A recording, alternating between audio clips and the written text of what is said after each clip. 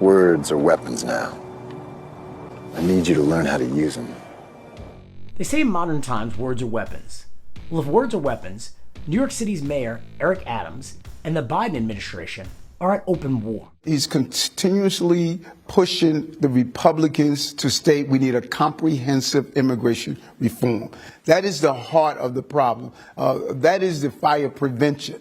What we're not getting right is the fire right now. When my house is burning, I like to say, don't tell me about fire prevention tactics. We got to put out the fire. The national government has turned its back on New York City. The New York City Mayor, Eric Adams, openly reprimanding President Biden, a rare move from a fellow Democrat on the national stage. Every service in the city is going to be impacted by the asylum seeker crisis. This is in the lap of the President of the United States. The President of the United States can give us the ability to allow people to work. Adams has been imploring the White House for months with public calls for help with the migrant crisis that New York City is facing. If you don't believe that New York is facing a migrant crisis, watch this. So Adams is upset. He's upset that as a local municipality, he's handling a federal problem that has blown a huge hole in his budget to the tune of $4 billion. The mayor says based on the number of migrants arriving on buses, the city is projected to spend close to $4.3 billion, and that total continues to rise. He's upset that the city he's responsible for has tent cities popping up. This used to be a series of tents and sleeping arrangements under the busy overpass. Now it's back to being a parking lot. Few things remain, including blankets and shoes.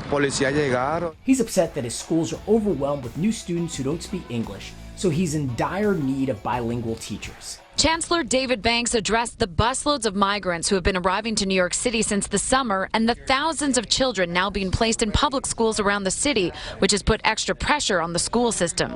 Everybody deserves education. Everybody deserves freedom. I do think that they do need more.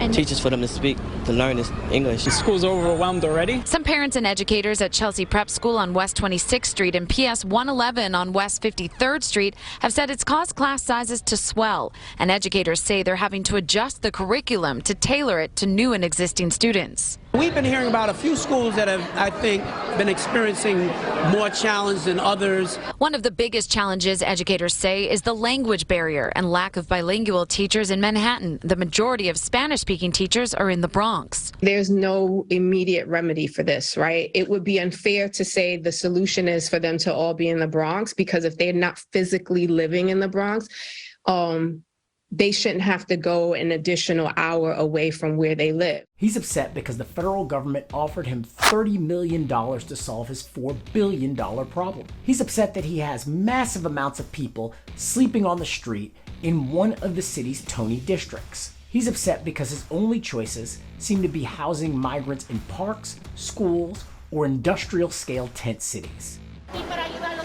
When they arrive in the city in search of asylum, South American migrants will now find 848 cots, ultra-large TVs, phones to dial home, laundry service, even games like foosball, all courtesy of the New York City taxpayers. He's upset because he spent his entire career enforcing law and order, and now his city is in disorder. He's upset because this disorder will only grow. And to be fair, he's also upset because this negatively impacts him politically. He ran on being a centrist, a conservative Democrat who believed in treating humans humanely, but will keep things in line. Now make no mistake, regardless of whose fault this puts his entire political career in jeopardy, for which he worked his entire life. On the other hand, the Biden administration, including all sorts of high-level aides, are extremely upset with Mayor Adams. According to the New York Times, they see Mayor Adams as, and I quote, a grandstanding opportunist aiming to win headlines for himself without regard to the broader political implications for the president and his re-election.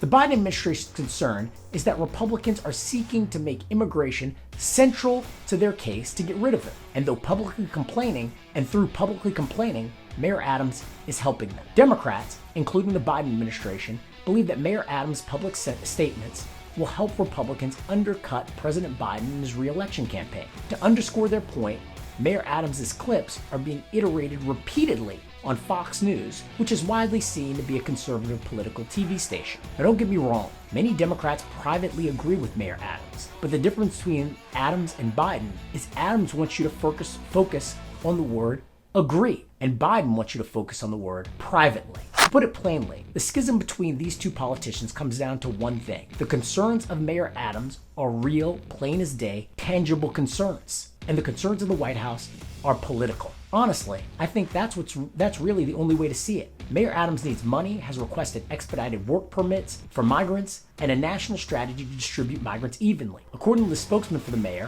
Fabian Levy, the mayor has petitioned the Biden administration repeatedly for tangible help. Levy said, Mayor Adams has always, and will always, put the interest of New Yorkers first and foremost. And that's why we've been asking for support for a year. We desperately need federal and state support more than ever to quickly manage this crisis. And what does the Biden administration want? The Biden administration wants the Adams administration to stay on message in front of the cameras and to speak to them privately. Frankly, we want Mayor Adams to be a puppet. Say what we want you to say, and maybe we'll give you what you want after the election if you speak quietly. Or we won't. Either way would suit us just fine until we win. And even then, your problems may not be resolved. This is the crux of the issue. Mayor Adams wants solutions, the Biden administration wants subservience, but they would settle for silence. And meanwhile, the problems in New York City grow. Well, Mayor Adams won't be silent. These issues truly put the city in danger of disorder, and they put his political career in real jeopardy. The Biden administration has now retaliated by not appointing the mayor to Biden's 2024 campaign committee. The job of members of this committee is to attend fundraisers and appear as a surrogate for Biden on media interviews, some of which would be national. It basically allows for the surrogate to meet with big name donors and